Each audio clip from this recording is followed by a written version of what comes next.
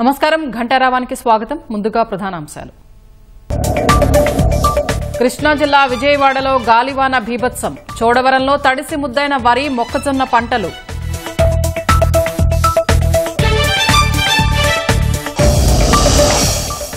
మద్యం కుంభకోణం కేసులో దర్యాప్తు ముమ్మరం. రాజుకేశిరెడ్డి చాణక్యను 3వ రోజు విచారిస్తున్న సిట్.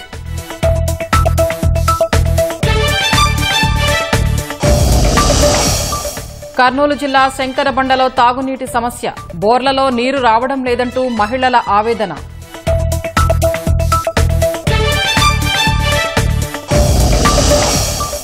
భారత్ నుంచి దిగుమతి చేసుకునే వస్తువులపై పాక్ ఆంక్షలు. ఓడరేవుల వినియోగాన్ని నిషేధిస్తున్నట్లు ప్రకటన.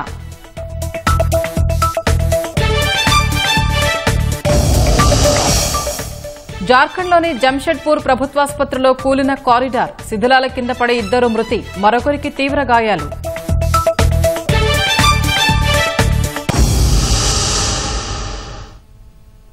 రాష్ట్రానికి మరో భారీ ప్రాజెక్టు రాబోతోంది. దేశంలో మొట్టమొదటి ట్రాన్స్మీడియా ఎంటర్టైన్మెంట్ సిటీ క్రియేటర్ ల్యాండ్ను రాజధాని అమరావతిలో ఏర్పాటు చేయనున్నారు.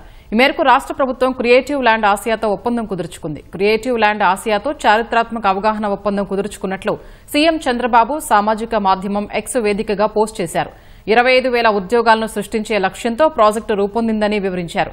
విదేశీ పెట్టుబడుల్ని ఆకర్షించడానికి, పెద్ద ఎత్తున అభివృద్ది చేయడానికి ఇది దోహదపడుతుందన్నారు. రాష్ట్రంలో స్థానిక ప్రతిభను తయారు చేసి ప్రపంచానికి అందించే శక్తివంతమైన సాధనమవుతుందన్నారు. ప్రపంచ స్థాయి సృజనాత్మక టౌన్షిప్ చలనచిత్రం, గేమింగ్, సంగీతం, వర్చువల్ ప్రొడక్షన్, కథల తయారీతో పాటు ఏఐ ఆధారిత కంటెంట్కు కేంద్రంగా ఉంటుందన్నారు. అత్యాధునిక మౌలిక సదుపాయాలు, ప్రపంచ భాగస్వామ్యాలు మన యువతకు నైపుణ్యం కల్పించడానికి క్రియేటివ్ ల్యాండ్ అకాడమీ వేదిక కానుందని తెలిపారు. సృజనాత్మక, డిజిటల్ పరిశ్రమలకు ప్రపంచ గమ్యస్థానంగా క్రియేటివ్ ల్యాండ్ మారుతుందన్నారు. భారీ వర్షాల కారణంగా కృష్ణా జిల్లా కాసరనేనివారిపాలెంలో అరటి పంటకు పెద్ద ఎత్తున నష్టం వాటిల్లింది. నష్టం తీవ్రతను మా ప్రతినిధి కనకారావు ప్రత్యక్ష ప్రసారం ద్వారా అందిస్తారు. ఈరోజు ఉదయం కురిసిన గాలి వాన కారణంగా వరి మొక్కజొన్నతో పాటు అరటి కూడా పెద్ద ఎత్తున దెబ్బతింది. ప్రస్తుతం మనం ఆ దృశ్యాలు కూడా చూడొచ్చు. అరటి చెట్లన్నీ కూడా నేల కొరిగాయి. అంటే అనేక ఎకరాలు ఉన్న అరటి తోటలన్నీ కూడా రైతులు ఆవేదన వ్యక్తం చేస్తున్నారు.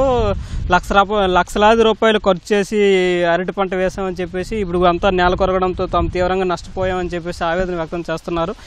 ఈ విషయం మీద మాట్లాడేందుకు కొంతమంది అరటి రైతులు కూడా మనతో ఉన్నారు.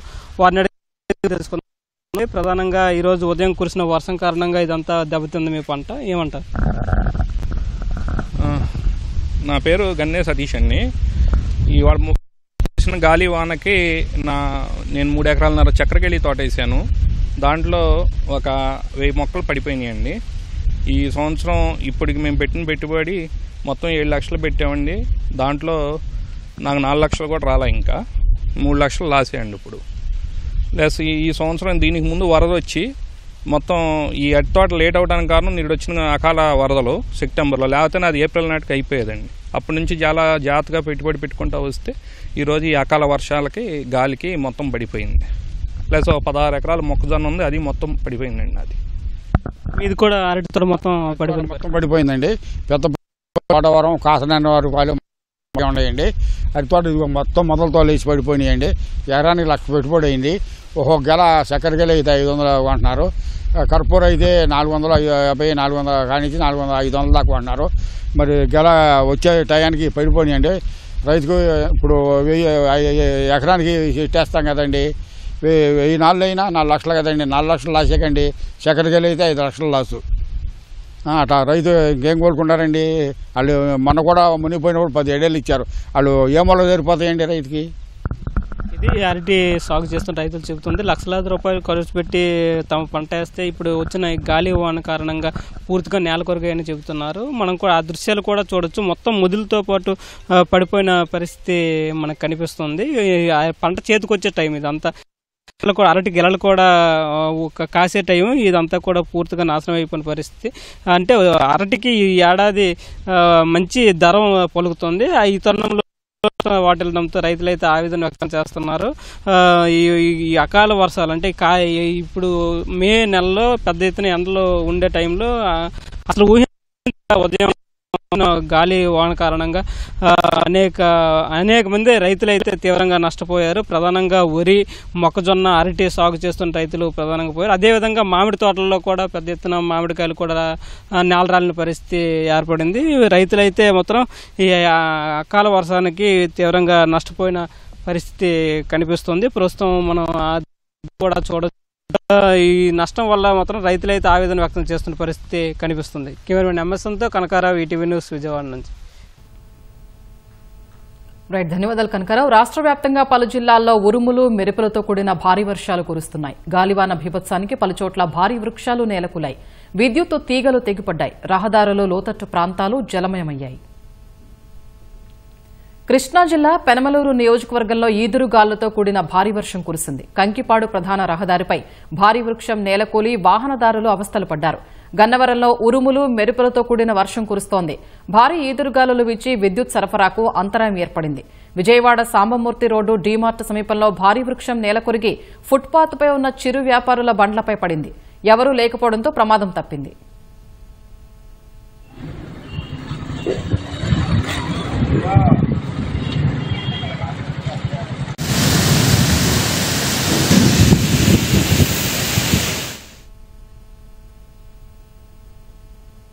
పశ్చిమ గోదావరి జిల్లా భీమవరంలో ఉదయం నుంచి కుండపోతగా వర్షం కురుస్తోంది. భారీ ఈదురుగాలులకు పలు ప్రాంతాల్లో వృక్షాలు నేలకూలాయి.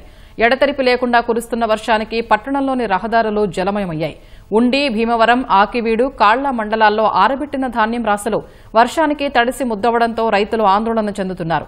ఏలూరు జిల్లా పోలవరం, జంగారెడ్డిగూడెం నియోజకవర్గాల్లో భారీ వర్షాలు కురుస్తున్నాయి. ఎడతెరిపి లేని వర్షంతో జనజీవనం స్తంభించింది. రహదారులన్నీ జలమయమయ్యాయి. పోలవరం, బుట్టాయిగూడెం, జీలుగుమిల్లి, కొయ్యలగూడెం, జంగారెడ్డిగూడెం మండలాల్లో గాలివాన బీభత్సం సృష్టించింది. వర్షాలతో ఒక్కసారిగా వాతావరణం చల్లబడడంతో ప్రజలు వేసవి తాప నుంచి ఉపశమనం పొందారు.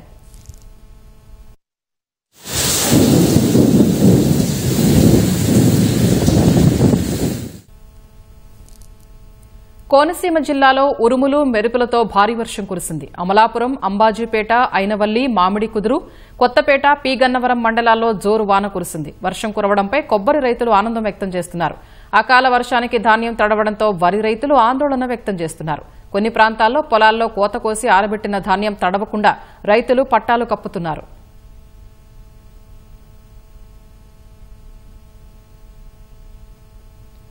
మద్యం కుంభకోణం కేసులో రాజు కేశిరెడ్డి, చాణక్యను సిట్ అధికారులు మూడో రోజు ప్రశ్నిస్తున్నారు. మూడో రోజు ఇద్దరిని విజయవాడ జైలు నుంచి కస్టడీలోకి తీసుకున్న సిట్ అధికారులు వైద్య పరీక్షల అనంతరం సిట్ కార్యాలయానికి తరలించి ప్రశ్నిస్తున్నారు. రెండో రోజైన నిన్న రాజు కేశిరెడ్డిని 8 గంటల పాటు సిట్ విచారించింది. పార్టీ ఫండ్ కింద వైసీపీకి భారీగా నిధులు సమకూరేలా మద్యం విధానం రూపొందించాలని, జగనే తనకు బాధ్యతలు అప్పగించారని కేశిరెడ్డి నిన్నటి విచారణలో అంగీకరించినట్లు తెలుస్తోంది.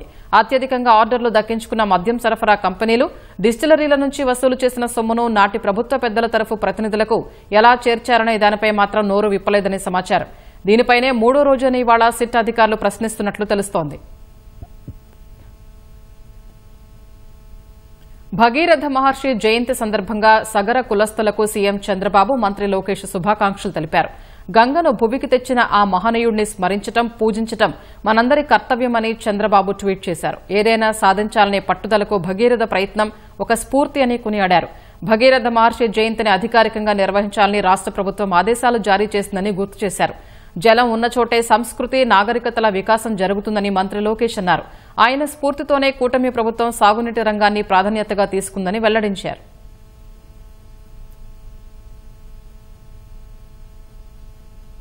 శ్రీ సత్యసాయి జిల్లాలో జగన్ పర్యటన సందర్భంగా హెలికాప్టర్ పైకి కార్యకర్తలు దూసుకెళ్లిన కేసులో పోలీసులు పురోగతి సాధించారు. కేసులో 7 నిందితుల్ని పోలీసులు తాజాగా అదుపులోకి తీసుకున్నారు. మరికొంతమంది నిందితుల ఆచూకీ కోసం ప్రత్యేక బృందాలు గాలిస్తున్నాయి. నిందితుల కోసం బెంగళూరు, విజయవాడ, హైదరాబాద్కు ప్రత్యేక బృందాలు పంపించినట్లు తెలుస్తోంది. సీసీ కెమెరాల ఫుటేజీ పరిశీలించి నిందితుల్ని పోలీసులు గుర్తించారు. ఏప్రిల్ 8న కుంటి మధ్యలో హెలికాప్టర్ పైకి కొందరు వైసీపీ కార్యకర్తలు దూసుకెళ్లారు.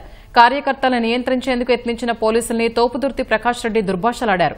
ఈ కేసులో ఇప్పటివరకు 15 మంది నిందితుల్ని పోలీసులు గుర్తించారు.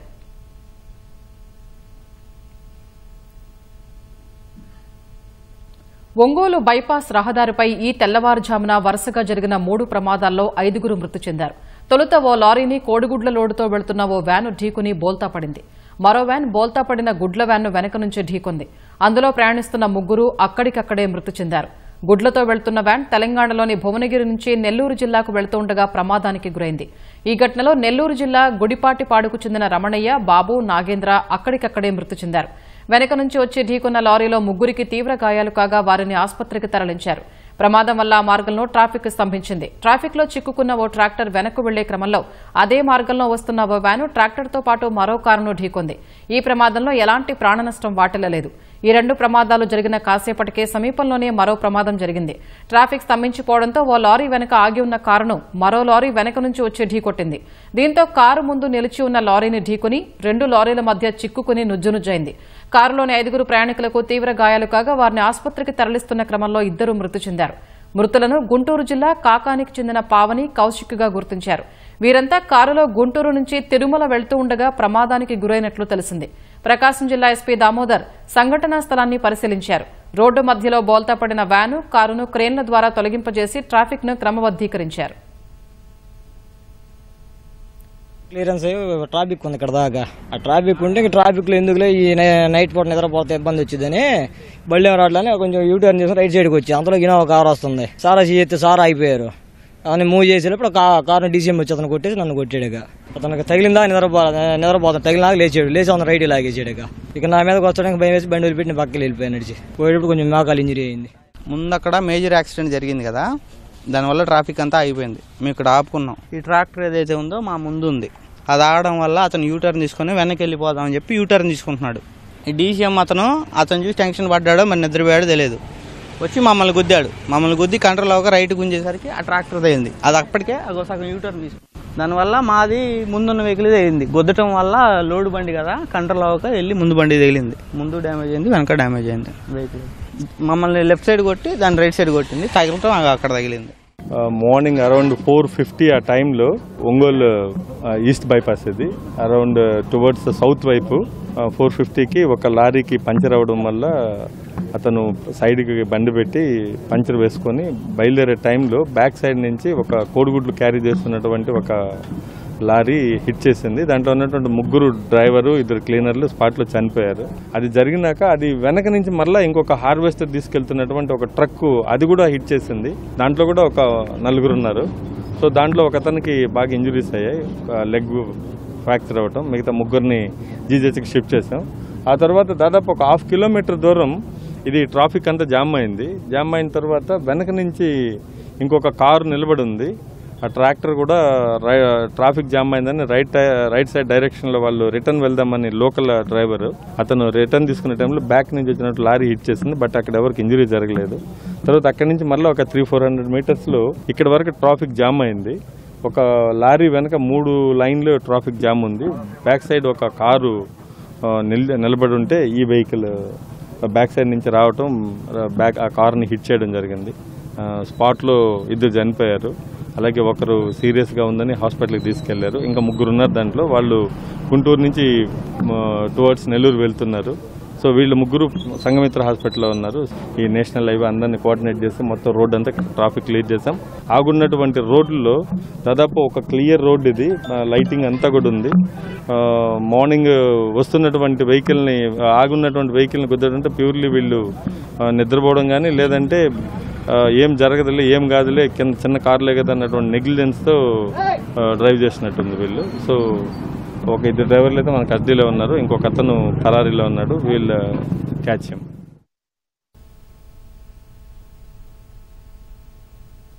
శ్రీకాకుళంలో విశాఖ ఏ కాలనీకి చెందిన నిమ్మర్తి కమల ఇంటి ఆవరణలోని మామిడి చెట్టు ఒకే గుత్తికి 25 కాయలు కాసింది. అదీను మొండి మొదలుకే ఆ గుత్తి వేసింది. 6 నెలల కిందట చెట్టు కొమ్మను కొట్టేశారు. మిగిలిన మొదలకు ఆకులు కొమ్మలు లేకుండా గుత్తులుగా పూత పూసింది. దాన్ని జాగ్రత్తగా సంరక్షించడంతో ఇప్పుడు కాయలు కాశాయని కమల చెప్పారు. దీని గురించి జిల్లా ఉద్యాన శాఖ అధికారి రత్నాల వరప్రసాద్ని అడగ్గా కాండానికి పూత రావడాన్ని క్యాలిఫ్లోరియస్ నేచర్ అంటారని తెలిపారు. సాధారణంగా పనస, కోకో చెట్లు ఇలా కాస్తాయని, మామిడిలో ఇది అరుదని తెలిపారు. దీన్ని వేసి 20 సంవత్సరాలు అవుతుంది. ఇంటికి ఇబ్బందికరంగా ఉందని చెప్పి కొమ్మలు తీయడం జరిగింది. అవి తీసి 6 నెలలు అవుతుంది. పూత స్టార్ట్ అవ్వగానే కాండంకి పువ్వు రావడం ప్రారంభించింది. మొదటి పిందులు 40 దిగాయండి.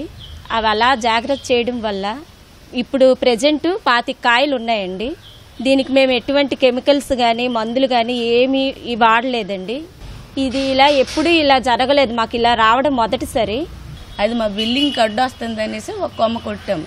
ఆ కొమ్మకి ఈ మొదలు ఇలాగా కాసింది. 40 కాయలు కాసాయి పింజలు. మేము అవి జాగ్రత్త పెట్టుకున్నాం. మరి మొదలుకు వచ్చేంత మరి గొప్పే కదా. ఇది ఒక అరుదైన సంఘటనే.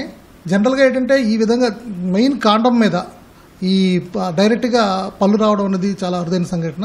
ఇది ఏంటంటే ముఖ్యంగా పనస, కోకో ఇటువంటి పంటల్లో వస్తుంది కానీ ఈ మామిడిలో రావడం అరుదు.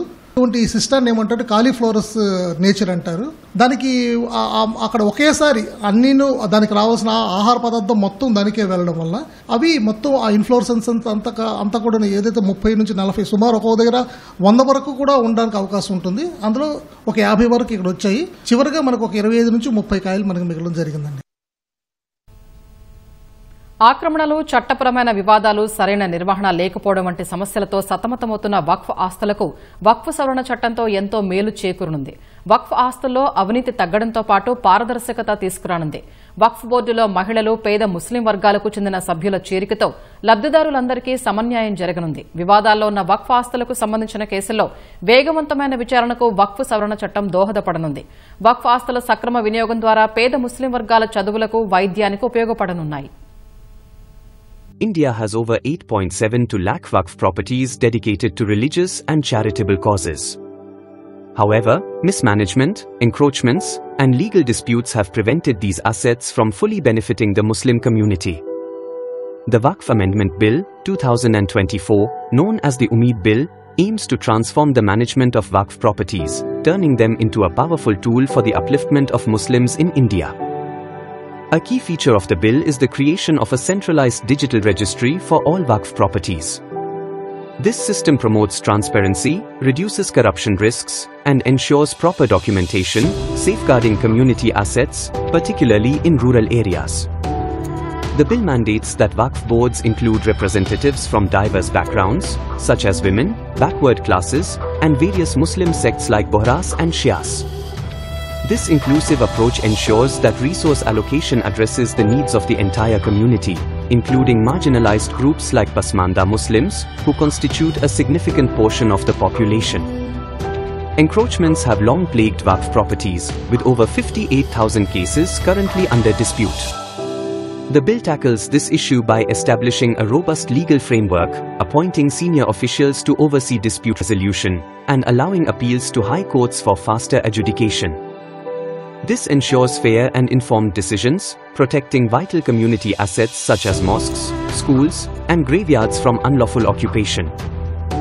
By enabling better management, Waqf properties can be leveraged for commercial development, such as markets or skill training centers. This not only generates employment opportunities but also creates revenue streams to fund essential services like education, healthcare, and poverty alleviation programs. The Waqf Amendment Bill is a transformative initiative that seeks to revitalize Waqf properties for the benefit of the Muslim community.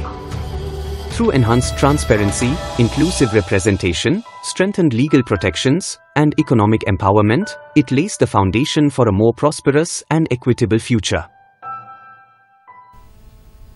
ఉగ్రవాదాన్ని ప్రోత్సహిస్తున్న పాకిస్తాన్ నుంచి అన్ని రకాల దిగుమతులపై భారత్ నిషేధం విధించిన వేళ ఇస్లామాబాద్ సైతం ప్రతీకార చర్యలకు దిగింది. భారత జెండా ఉన్న నౌకలు తమ ఓడరేవులను ఉపయోగించుకోవటాన్ని నిషేధిస్తున్నట్లు ప్రకటించింది. భారత్ నుంచి దిగుమతి చేసుకునే పలు వస్తువులపై నిషేధం విధిస్తున్నట్లు వెల్లడించింది.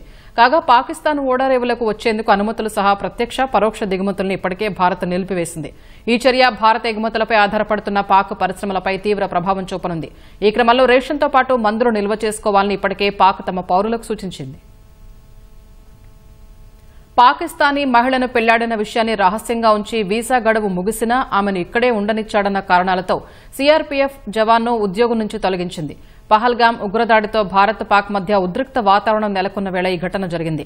పాక్ జాతీయులు వెళ్లిపోవాలని భారత్ ఆదేశించిన క్రమంలో అధికారులు ఆమె వివరాలు ఆరా తీగా విషయం బయటపడింది. సీఆర్పీఎఫ్ 41వ బెటాలియన్కు చెందిన మునీర్ అహ్మద్ గతేడాది మేలో పాక్ మహిళను వీడియో కాల్ మాధ్యమంలో వివాహం చేసుకున్నాడు. తర్వాత ఆమె వీసాపై భారత్కు చేరుకుంది. వీసా ముగిసినా ఆమె ఇక్కడే ఉంటోంది. నిబంధనలు ఉల్లంఘించడంతో పాటు జాతీయ భద్రతకు విఘాతం కలిగేలా ప్రవర్తించినందుకు మునీర్ను విధుల నుంచి తొలగించినట్లు సీఆర్పీఎఫ్ తెలిపింది. అయితే తన పెళ్లిని రహస్యంగా ఉంచానని సీఆర్పీఎఫ్ చెప్పడం అబద్దమని, పెళ్లికి ముందే అన్ని వివరాల్ని సీఆర్పీఎఫ్ ప్రధాన కార్యాలయానికి సమర్పించగా తనకు అనుమతి వచ్చిందని మునీర్ తెలిపాడు. పెళ్లి తర్వాత వివాహ ఫోటోలు, నిఖా పత్రాల్ని బెటాలియన్కు సమర్పించినట్లు వివరించాడు. ఉద్యోగం నుంచి తొలగించడంపై న్యాయస్థానాన్ని ఆశ్రయిస్తానని స్పష్టం చేశాడు. జార్ఖండ్ జంషెడ్పూర్లోని ప్రభుత్వాసుపత్రిలో నిర్మించిన కారిడార్ కూలి ఆ శిథిలాలు మీద పడడంతో 2 మృతి చెందారు. మరొకరికి తీవ్ర గాయాలయ్యాయి. ఒక్కసారిగా కారిడార్ శిథిలాలు మీద పడడంతో 15 మంది చిక్కుకున్నారు. వెంటనే అక్కడకు చేరుకున్న సహాయక సిబ్బంది కాంక్రీటు దిమ్మెల్ని తొలగించి 12 మందిని రక్షించారు. ఆ సమయంలో 2 మృతదేహాలు కనిపించాయి. మిగిలిన క్షతగాత్రులకు అదే ఆసుపత్రిలో చికిత్స అందిస్తున్నారు.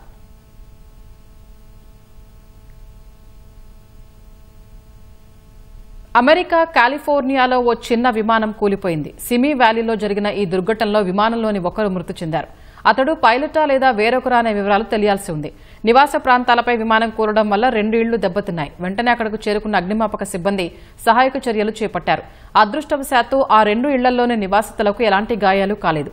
ప్రమాద కారణాలు ఇంకా తెలియరాలేదు. విమాన శిథిలాల్ని అధికారులు స్వాధీనం చేసుకుని విచారిస్తున్నారు.